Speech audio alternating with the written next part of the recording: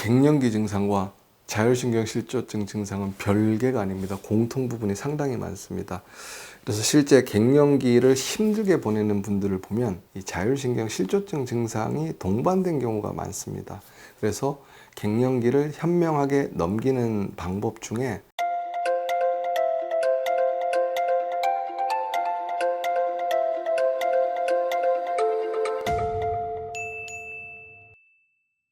자율신경의 문제는 내가 스트레스를 받거나 컨디션이 안 좋을 때 또는 몸이 힘들 때 악화되는 여러 가지 증상들을 포함하고 있는데요.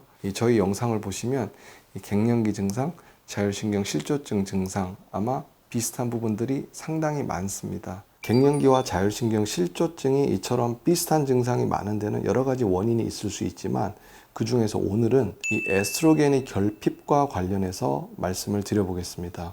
우선 에스트로겐은 인체에서 분비되는 호르몬 중에서 아주 기능이 많고 강력한 호르몬 중에 하나입니다. 그래서 무려 300여 개의 다양한 조직들이 이 에스트로겐 수용체를 가지고 있습니다.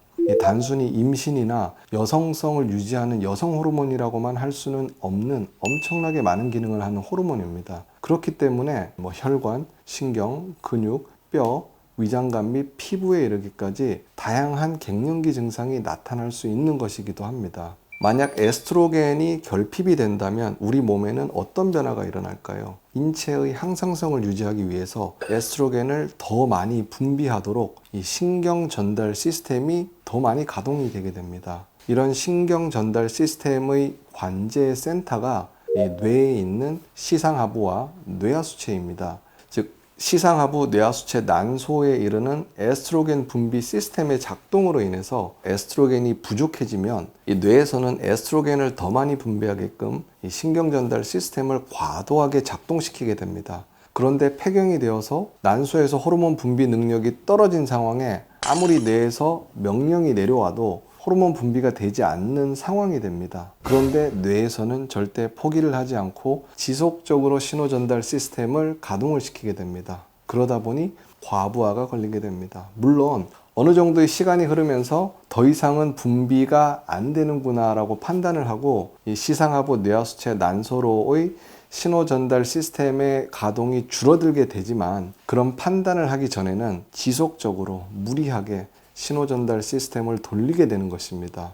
이처럼 포기를 하고 과부하가 식혀지는 데까지 걸리는 시간이 갱년기 증상이 심하게 나타나는 시기라고 생각하면 될 것 같습니다. 그런데 시상하부와 뇌하수체는 자율신경의 관제 센터이기 때문에 갱년기 즈음에 에스트로겐 결핍을 보충을 하기 위해서 무리하고 과도하게 작동된 피드백 시스템으로 인해서 이 자율신경계에도 무리가 가게 됩니다. 그래서 자율적인 인체 항상성 유지 작용에 지장을 주게 됩니다. 그로 인해서 자율신경 실조증 증상이 하나씩 생겨나면서 점점 악화되는 경우가 많이 발생할 수 있습니다. 즉 에스트로겐 결핍으로 인해서 시상하부 뇌하수체의 과부하가 자율신경계를 흔들어 놓게 된다는 말입니다.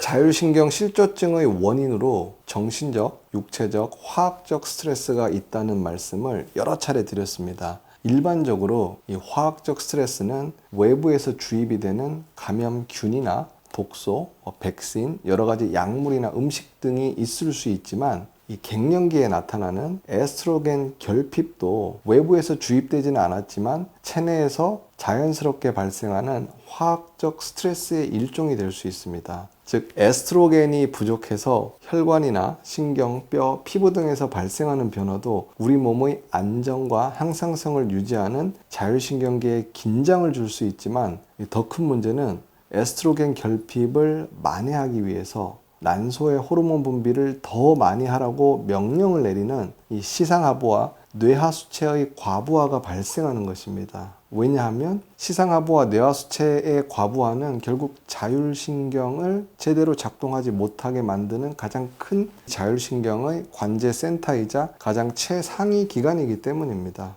정리를 하면 갱년기에 겪게 되는 다양한 증상들과 자율신경 실조증의 증상들이 상당히 유사한 부분이 많습니다. 그런데 이 갱년기 즈음에 자율신경 실조증을 겪고 있는 분이라면 갱년기 증상이 더해지면 정말 힘든 시간을 보내게 되는 경우가 많습니다. 물론 갱년기 증상을 어떻게 치료해야 되는지는 이미 교과서상에도 여성 호르몬 검사를 하고 산부인과에서 호르몬 치료를 하는 게 가장 교과서적인 치료입니다. 물론 생활 속에서 규칙적인 운동이나 풍부한 영양 섭취 등도 도움이 되지만 1번은 호르몬 치료입니다. 그런데 이런 갱년기 증상으로 산부인과에서 호르몬 치료를 하고 있는데도 불구하고 증상이 점점점 심해지는 분들이 있습니다. 그런 분들은 호르몬제를 먹어도 너무 힘들어서 뭘 어떻게 해야 될지를 모르고 병원을 내원하는 경우가 있습니다. 이런 경우가 바로 이 갱년기에 플러스해서 자율신경 실조증이 동반된 경우가 많습니다. 가장 대표적인 갱년기 증상이 이 혈관 운동 증상이라고 말씀을 드렸습니다. 그런 분들은 대부분 이 자율신경 중에서 교감신경의 문제인 경우가 많습니다. 물론 교감신경만의 문제가 아니라 부교감신경의 문제가 동반이 되는 경우도 있지만, 즉 이런 교감,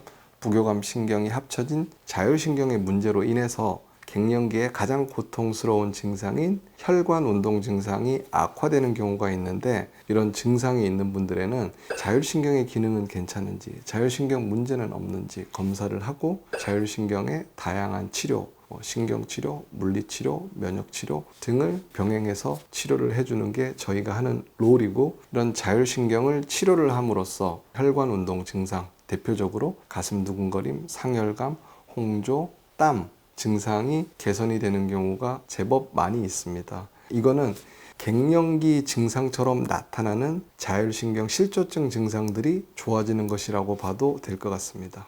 제 생각에는 제가 치료하는 환자분 10명 중에 한 3명 이상은 그런 갱년기 증상이 아닐까라는 생각을 하고 있습니다. 저희 병원에서 치료를 하고 후기를 써주시는 분들 중에 저는 갱년기를 치료했습니다 라고 표현하진 않지만, 그 환자분들이 기록하신 증상 중에 갱년기의 대표적인 증상들이 많이 있습니다.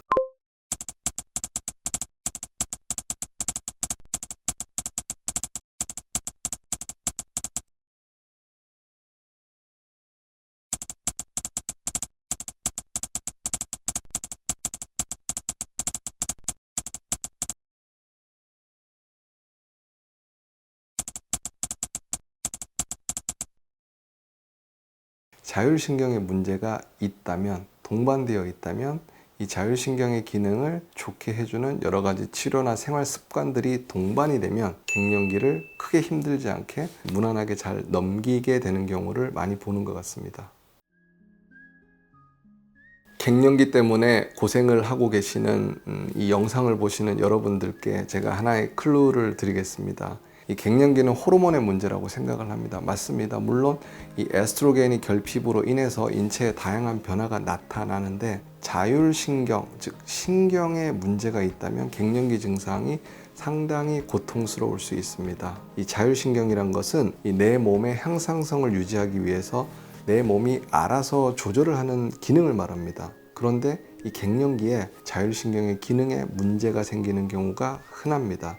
그렇기 때문에 갱년기를 고통스럽게 겪고 있는 분들은 혹시 내가 자율신경의 문제는 없는지 꼭 한번 체크를 해 보십시오. 만약에 자율신경에 문제가 있다고 하면 이 자율신경 기능을 개선시킬 수 있는 다양한 치료를 한다면 갱년기를 좀 더 편안하고 현명하게 넘길 수 있는 방법이 될 수 있을 것 같습니다.